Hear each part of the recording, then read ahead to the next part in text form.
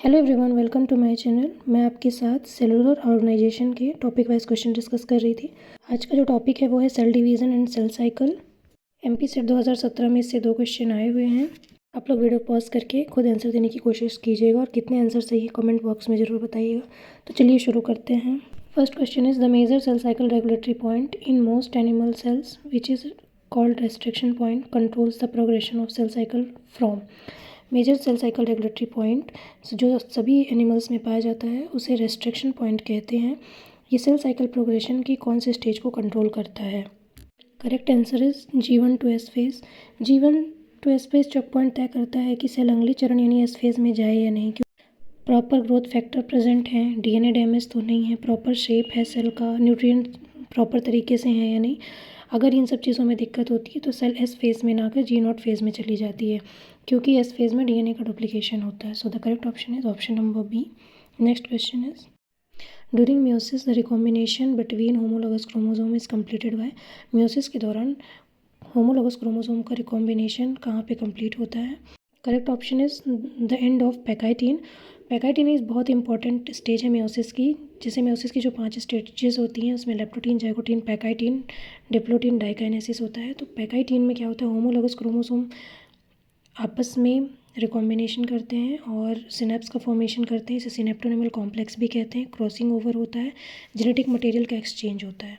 So we can go with answer number A. Next question is lampbrush chromosome are found in the oocyte at stage of the meiosis. Lampbrush chromosome जो होते हैं वो meiosis oocyte के कौन सी stage में देखने के लिए मिलते हैं? तो जो करेक्ट ऑप्शन है वो ऑप्शन नंबर बी है, डिप्लोटीन स्टेज में पाए जाते हैं। लैम्ब्रोस क्रोमोसोम बड़े और खिंचे हुए गुणसूत्र हैं जो मेनली oocytes में पाए जाते हैं। ये म्योसिस 1 के प्रोफेज 1 के एक चरण डिप्लोटीन में दिखाई देते हैं। डिप्लोटीन में होमोलोगस क्रोमोसोम थोड़ा अलग दिखाई देते हैं, जिसे चियाज़मा कहते हैं। क्रोमोसोम फैले हुए दिखाई देते हैं, इसलिए इसे लैम्ब्रोस क्रोमोसोम कहते हैं। So the correct option is option number B. Next question is non-sister chromatid twist around and exchange segment with each other during। non-sister chromatid जो होते हैं एक दूसरे के अराउंड ट्विस्ट हो जाते हैं और सेगमेंट्स का एक्सचेंज करते हैं। यह प्रोसेस किस स्टेज में होती है? तो जैसा कि मैंने आपको आंसर नंबर 2 में भी बताया था कि पैकाइटीन में ही क्रॉसिंग ओवर की प्रोसेस होती है। So the correct option is option number D. Next question is which of the following sequence correctly represent the phases of cell cycle. कौन सा सीक्वेंस है जो सेल साइकिल की फेजेस को करेक्टली रिप्रेजेंट करता है?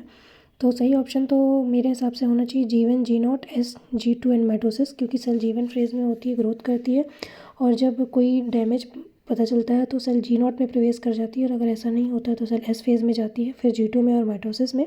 बट ऐसा कोई ऑप्शन नहीं दिया है, तो करेक्ट ऑप्शन हम बी को कंसीडर कर सकते हैं। G0, G1, S, G2 and mitosis.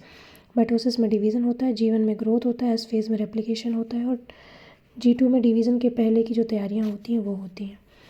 Next question is cell cycle regulation associated CDC25 phosphatase play a key role in transition of one of the following cell cycle phases. Cell cycle regulation से संबंधित CDC25 phosphatase cell cycle की कौन सी संक्रमण अवस्था में एक important role play करता है?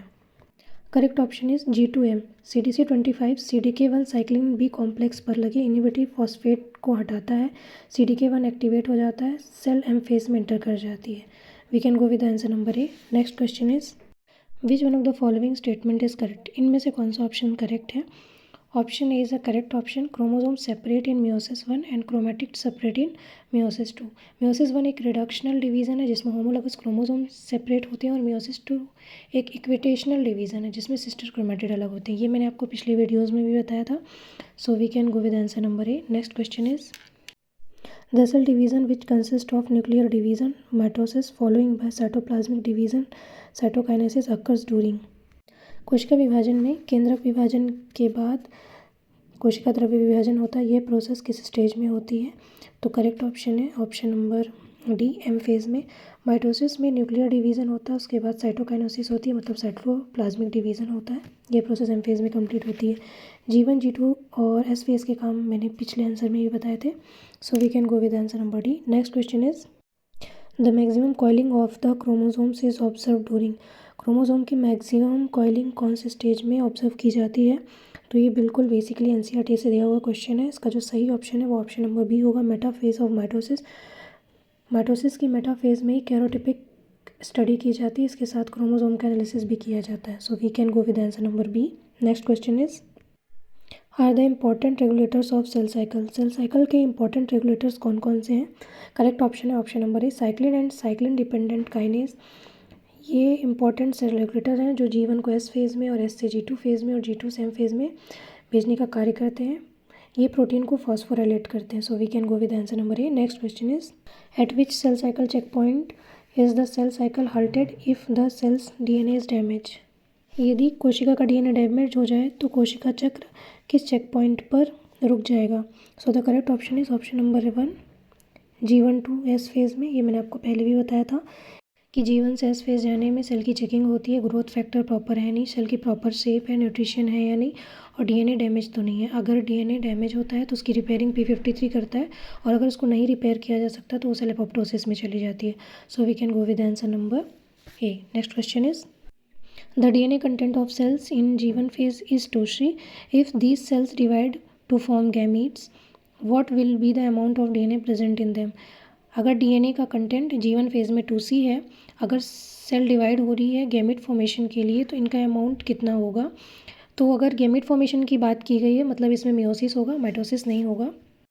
G1 फेज़ में DNA 2C दिया हुआ है, S फेज़ में जाते ही DNA का रेप्लिकेशन होगा और वह 4C हो जाएगा. मियोसिस 1 में होमोलोगस क्रोमोसोम अलग होंगे और वह वापस से 2C हो जाएगा, और मियोसिस 2 में क्रोमेटिड अलग हो जाएंगे और DNA का अमाउंट C होगा. So the correct option is option number C. Next question is, name of the protein that holds 2 sister chromatids together. उस प्रोटीन का नाम बताइए जो 2 सिस्टर क्रोमेटिड को एक साथ जोड़ के रखता है. तो करेक्ट ऑप्शन है ऑप्शन नंबर सी, कोहेसिन. कोहेसिन एक ऐसा प्रोटीन है जो सिस्टर क्रोमेटिड्स को जोड़ के रखता है. सेप्रेस की बात करें तो कोहेसिन को तोड़कर क्रोमेटिड को अलग करता है, और सिक्यूरिन जो होता है वो सेप्रेस को इनहिबिट करता है. APC एनाफेज प्रोमोटिंग कॉम्प्लेक्स होता है जो सिक्यूरिन को डिग्रेड कर सेप्रेस को एक्टिवेट करता है. So the correct option is option number C, cohesin. Next question is, genome size refers to the amount of DNA contained in. Genome का आकार किसी सेल में निहित DNA की मात्रा को बताता है.